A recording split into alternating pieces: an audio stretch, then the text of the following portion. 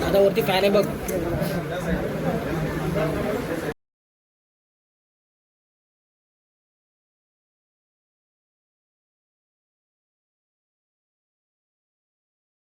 लोकांची सेवा करतोय आणि लोकांमध्ये अतिशय लोकप्रिय असलेला हा समाजसेवक त्याच्यावर निर्गुण हल्ला करून त्याचा निर्गुण खून करण्यात आला. अतिशय अमानवीय पद्धतीने क्रूरपणे त्याची हत्या झालेली आहे आणि ही माणुसकीला काळीमा फासणारी घटना आहे.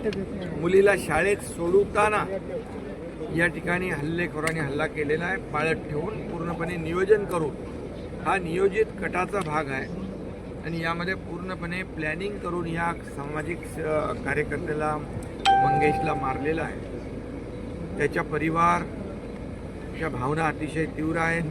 इथल्या जनतेच्या भावना देखील अतिशय तीव्र आहेत आणि म्हणून जे कोणी याच्यामध्ये आरोपी आहेत हे सर्व आरोपी यांना ही केस फास्ट ट्रॅकवर घेऊन विशेष सरकारी वकील देऊन मोका अंतर्गत कारवाई करून या सर्व आरोपींना फाशीची शिक्षा झाली पाहिजे अशा प्रकारची त्यांची भावना आहे. नक्कीच अशा प्रकारची वृत्ती ठेचून काढली पाहिजे.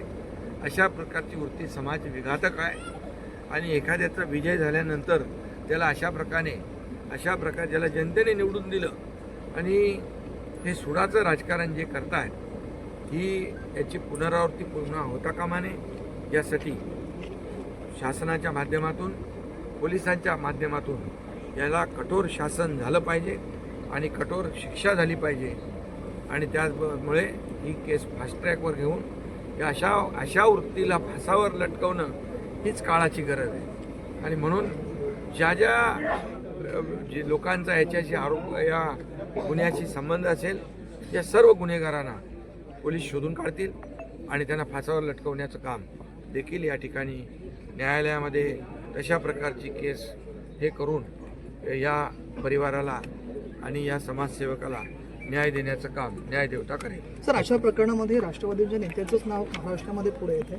या ठिकाणी देखील जे कोणी असतील ही वृत्ती अतिशय समाजाला घातक आहे. निवडणुका आपण लढवतो लोकशाही मार्गाने, हार जीत होते, परंतु अशा प्रकारचं सुडाचं राजकारण करणं आणि एखाद्याचा जीव घेणं ही खरं म्हणजे समाजामध्ये एक अतिशय विकृत आणि समाजाला घातक अशा प्रकारची घटना आहे. आणि म्हणून ज्या पद्धतीने निर्गुणपणे या समाजसेवकाचा खून केलेला आहे त्यांना कोणालाही सोडणार नाही.